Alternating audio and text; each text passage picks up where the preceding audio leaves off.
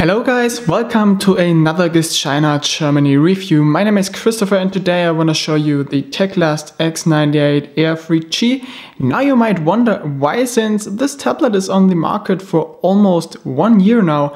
But actually the tablet still isn't outdated, since it was and is a very successful tablet that still is updated by Teclast and enjoys the support of a large community. Just recently Teclast released a new version of the X98 Air 3G that comes preloaded with Windows 10 Home and Android in dual boot. And this is the device I had with me for a couple of weeks now. So let's have a closer look at the device and let me tell you my thoughts. The tablet is delivered inside a typical Teclast box that is large but pretty thin and designed in a professional way. Inside you will find the tablet, some accessories like a micro USB cable, an OTG adapter, a power supply and some documentations. The slate's design is typically Teclast in my opinion. It comes with a Unibody aluminum body that just has very few elements that are made from plastic. Thus the device feels very sturdy and not like a $180 tablet at all. Just like it's the case with most Teclast devices actually. The only thing I for myself dislike a little is the color of the aluminum used on here.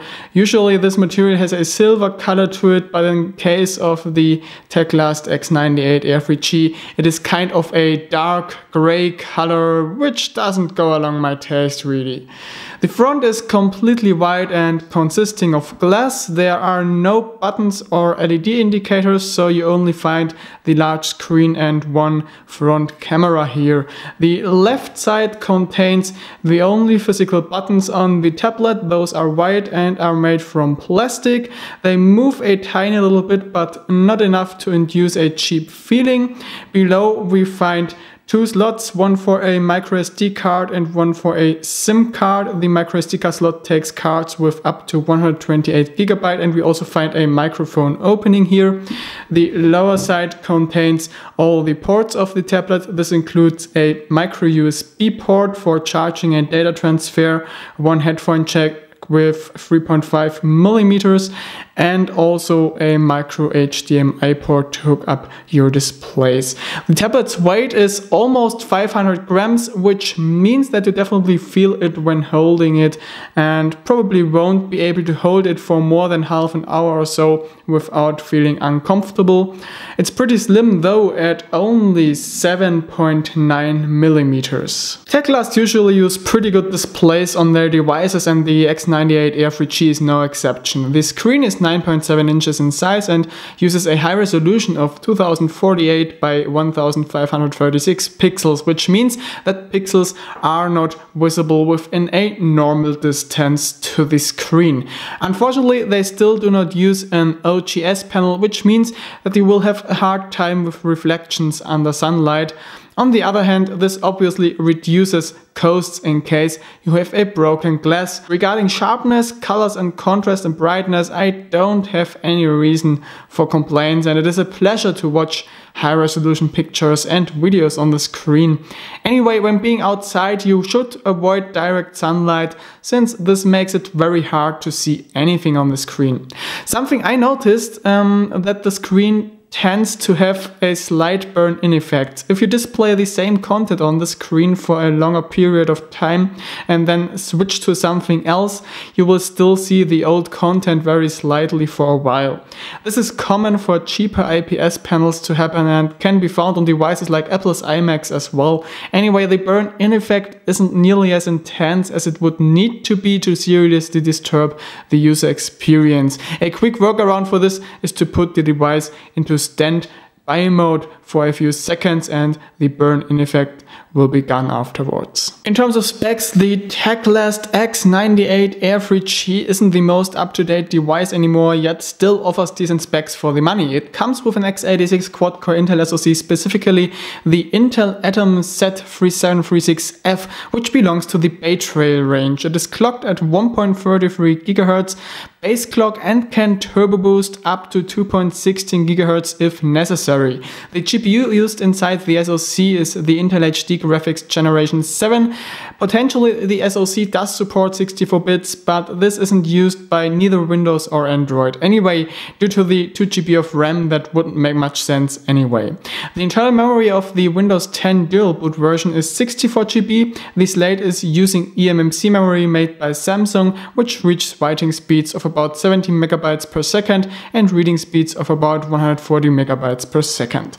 The memory is split equally between Windows and Android, which means that both OSs have plenty of memory available. The free storage is about 27 GB for each system.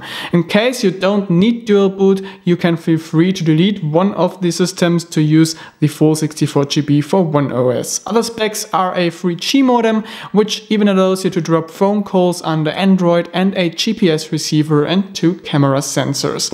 With the given specs, the tablet reaches a decent speed under both operating systems. However, under Android, you will need to use a custom ROM since the stock ROM sucks in terms of performance. The common benchmarks reach typical scores for this hardware base, and Tutu measures in at about 37k points, and the 3D Mark 720p benchmark even maxes out. Let's continue with a closer look at the software part, and let's start with Windows 10. The Teclast X98 Air 3G comes with a pre-installed and fully licensed copy of Windows 10 Home. It doesn't come with any pre-installed software, so you get a really clean system, and it even comes with preset English language, so you will be able to get started right away without finding your way through the Chinese menus to change the language. Windows 10 itself is a lot of fun to use on tablets in my opinion. Thanks to the updated UI, it got a lot easier to control the tablet, and well, it's a lot easier to control apps and even classic Windows applications on a tablet screen. What I like very much is that scaling finally works on Windows 10. On Windows 8.1 you had the issue of everything being too small on high resolution screens, and even changing the DPI levels didn't fix that completely across the whole system. With Windows 10 this problem is no more. By default it scales up to 200% on the X98 Air screen, but I prefer the 175% and sometimes even 150% setting to get more space on the screen for productivity purposes. One nice detail is that the keyboard, the on-screen keyboard, doesn't change in size no matter how you change the scaling of the OS. So it always is the same size, and it is very comfortable to type on it with this tablet screen. The only thing I dislike a little bit about Windows 10 on the slate is the tablet mode of Windows 10. Well, the tablet mode itself is very useful and works well, but the performance is a bit laggy in terms of animations. For example, switching between apps or desktops or opening apps, the animation always looks very sluggish. Once I switch to desktop mode, this problem is no more, and the tablet runs a lot smoother compared to the tablet mode. Now I'm not exactly sure what is causing this. Probably some unoptimized GPU driver, probably some unoptimized part of the operating system, probably both of them. So I hope that Microsoft will optimize tablet mode for high resolution screens with weak GPUs, and well, also Intel should probably optimize the graphic driver a little more for Windows 10, since on Windows 8.1 the animations ran a lot smoother on the Z3736F SoC. Continuing with Android, I have to say that one must definitely fumble a bit before this is any fun to use. Currently the tablet gets shipped with Android 4.4.4, and this is a typical Teclast tablet ROM with the UI we are all used to. As with all other Teclast tabs, this ROM runs very slow and everything feels like chewing gum. It is usable, but definitely not much fun to use. Anyway, that all changes if you use a custom ROM, and I for myself have a favorite ROM, and that's the Android 5.0 Lollipop ROM developed by Mirek from the XDA Developers Forum. It doesn't only fix all the performance issues, thus offering a very smooth user experience, but also includes a bunch of goodies like pre-installed Exposed framework, root access, and Viper for Android, which significantly increases audio quality through the internal speakers, making them sound pretty good. Also, you can change the resolution and DPI levels to get more space on your screen or increase performance in some 3D games.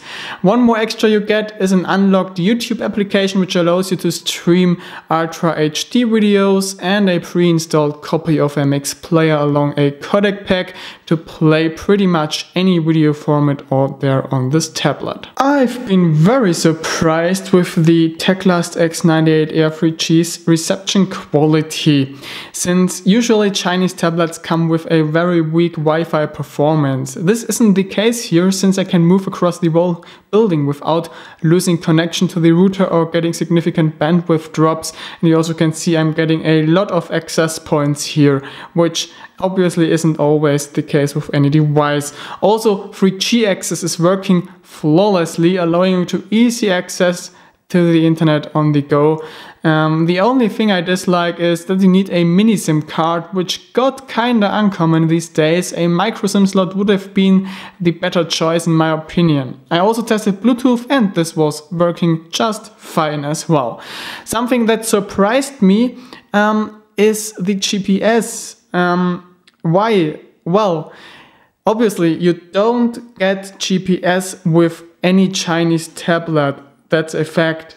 And well, even if you get GPS with a tablet, it usually isn't all too good. But here again, we have a very good GPS performance. Just look at that. This fix is kind of the average fix, but I also already got a fix for 19 satellites and an accuracy of 6 meters. So that's perfectly fine for navigation purposes. Actually, it really works. And it also supports GLONASS, as you can see.